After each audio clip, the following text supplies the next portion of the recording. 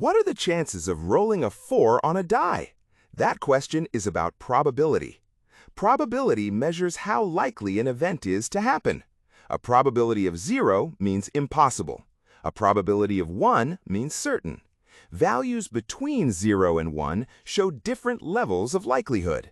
The basic formula is probability of event equals favorable outcomes divided by total outcomes.